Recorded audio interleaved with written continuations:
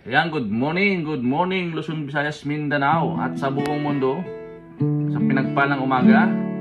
Ayan, Biyernes po ng umaga mga kapatid, August 29. Purihin po ang Diyos sa umagang ito. Hallelujah.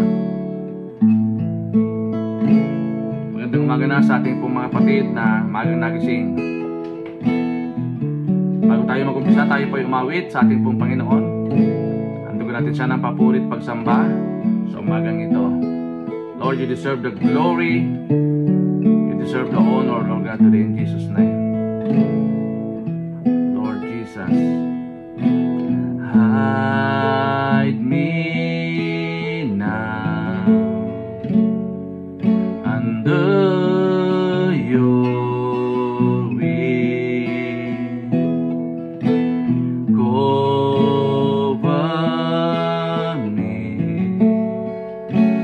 in your mighty hand. Hide me now. Hide me now. Yes, Lord. Under your wing. Cover me within your mighty hand. Rise and thunders roar, I will soar with you above the storm. Father, you are King over the land, and I will be still, know you are God. Yes, Lord. Find rest my soul. Find rest my soul in Christ alone. Know His power in quietness and trust.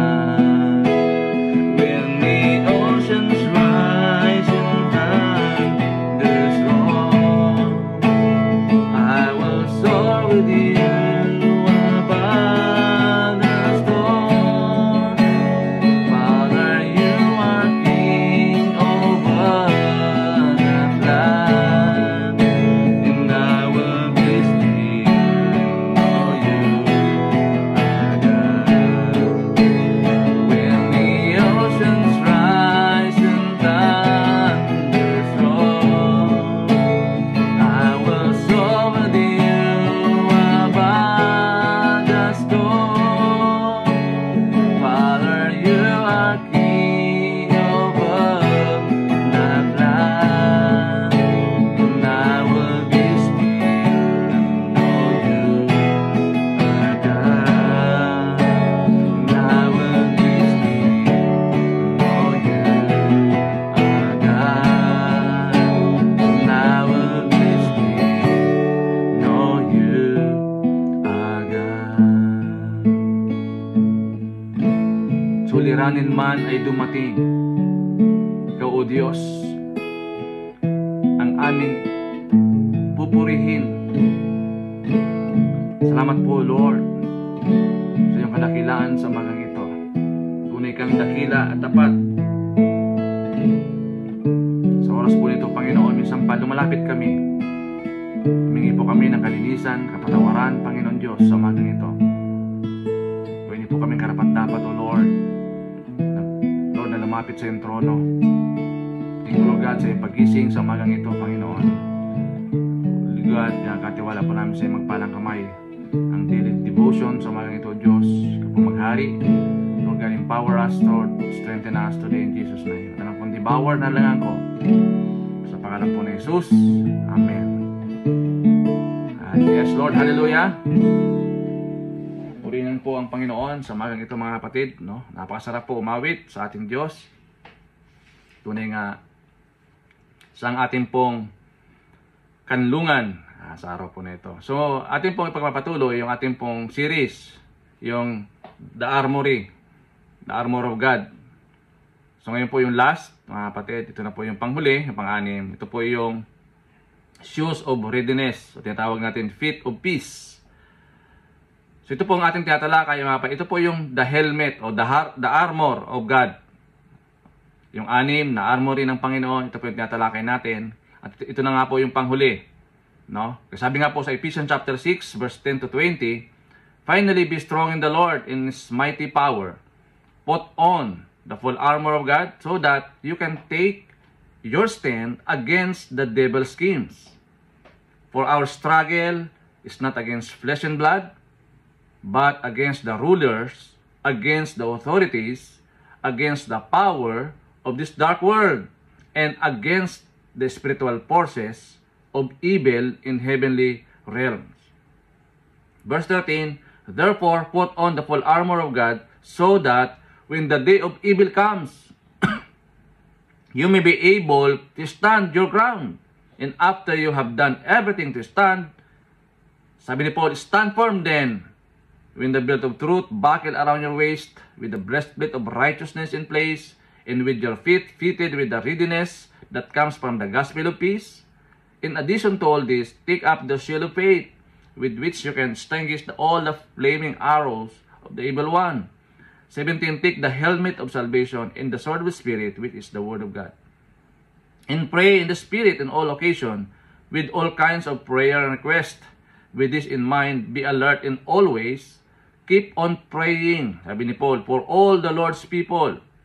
Pray also for me, that whenever I speak, words may be given to me, so that I will fearlessly make known the mystery of the Bible, or the gospel, for which I am an ambassador in chains. Pray that I may declare it fearlessly as I should." Purihin po ang pagkabasa ng dakilang salita. Ito po yung pamanhikan po ni Apostol Pablo. Nandun po sa kulungan, no? Siya po yung humingi ng panalangin sa kapatiran. So sabi dito, the armor of God is an illustration in the Bible that reminds every Christian about the reality of spiritual battle and describes the protection available to them. Each piece of armor has a distinct purpose and means of defense and offense against temptation and evil. Tanda natin na meron po tayong real spiritual battle. Kaya sabi po ni Paul, no, kailangan lagi tayong manalangin. Okay. Lagi tayong mapagmatsyag sa lahat ng panahon, sa lahat ng oras.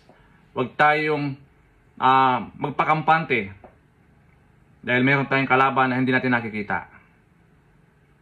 Hindi tulad ng physical battle na meron pong kalaban na nakikita, ang spiritual battle hindi natin siya nakikita, mga kapatid, because it's spirit that ruling, no, the evil forces in the heavenly realms.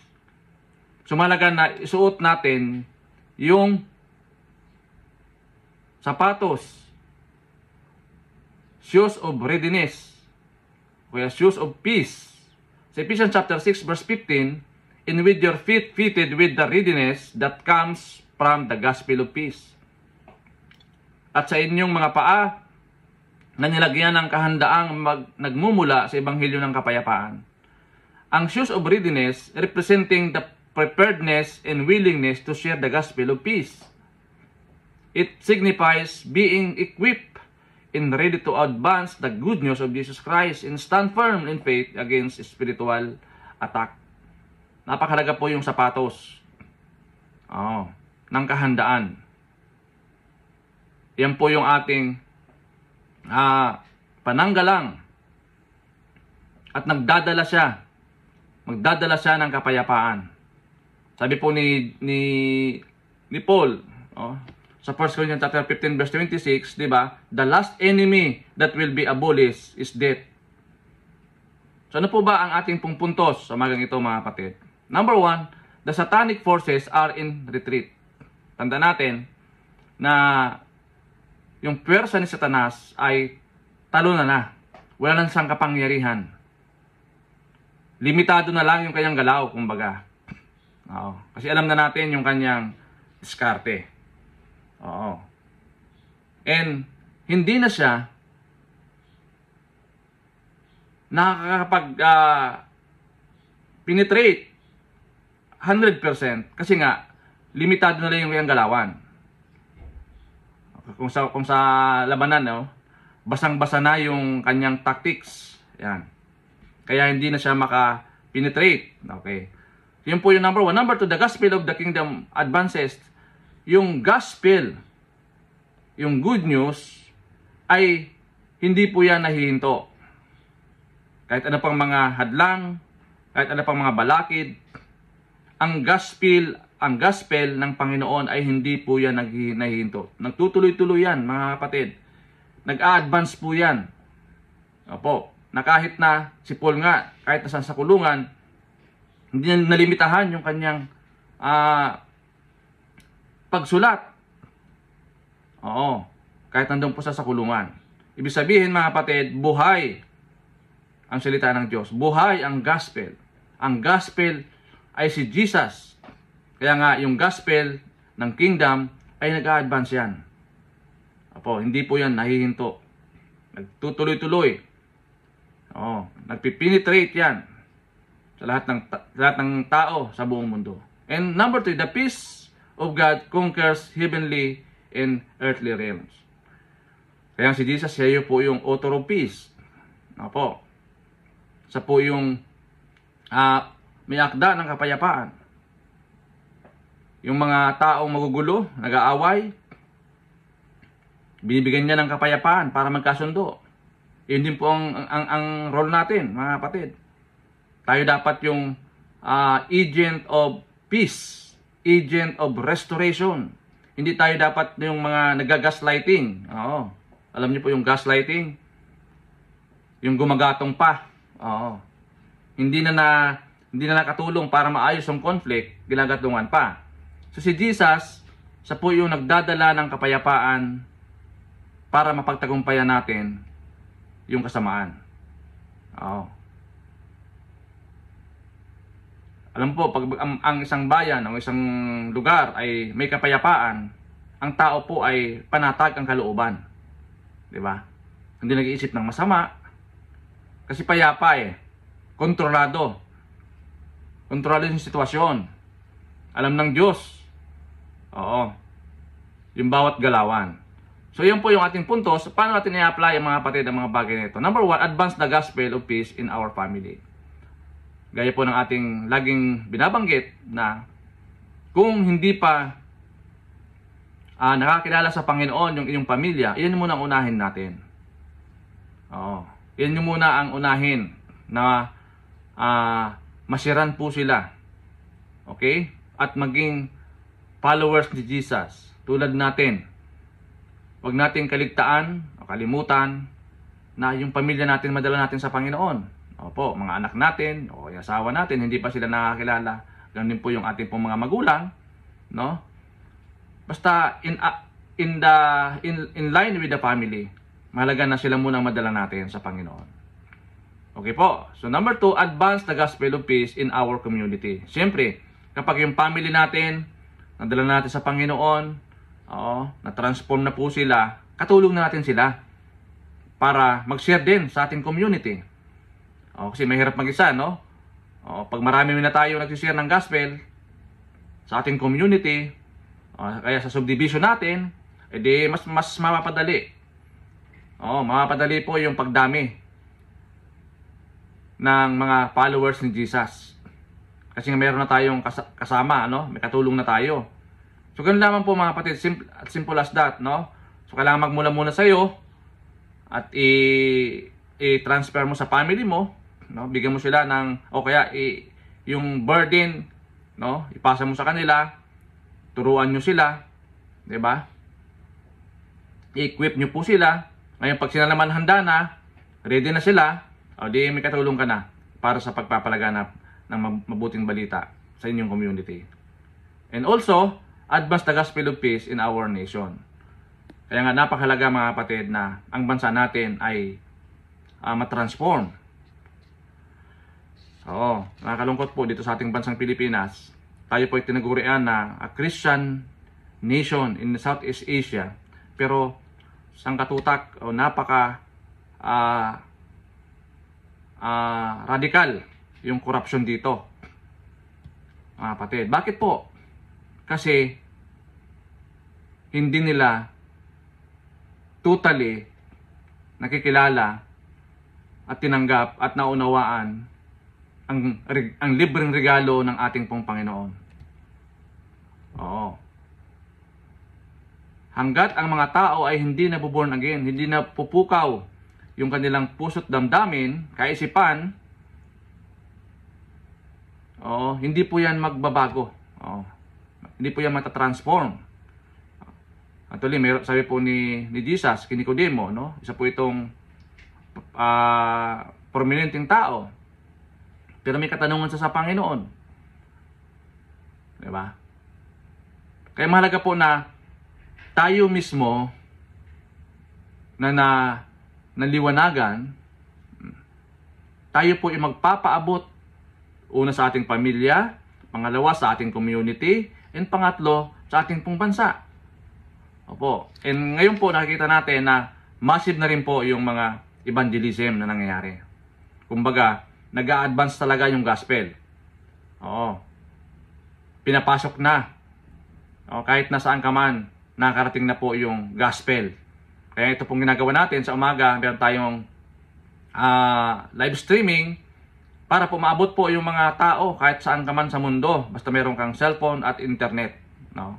Mga kapatid, mahalaga na sa pamamagitan ng ganitong means o platform ay ma-maximize natin yung gospel. Opo.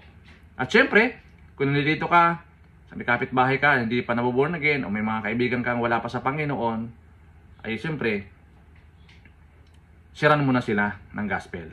Huwag na tayo magdalawang isip pa, mga kapatid. So yan po yung mga bagay na gusto ng Lord na ipagawa sa atin. Unahin mo muna yung pamilya mo. Huwag tayo makasarili, kapatid, no? Bawa ikaw, born again na, yung asawa mo hindi pa, pag-pray mo. Siya din ay maborn again. Ay mga anak mo hindi pa rin, pag-pray mo din sila, na sila din ay maborn again. Hindi po pwede ikaw lang. Oo. Kasi pag ikaw lang ang naborn again, yung pamilya mo hindi, ano mo yan? Burden mo yan, no? Oo, mga kapatid. Kasi gusto ng Lord, lahat ng tao ay maborn again. Lahat ng tao ay makakilala sa Kanya. Lahat ng tao ay magkaroon ng transformation sa buhay. Sa ating din community, ganun din mga kapatid, be a agent of change tayo.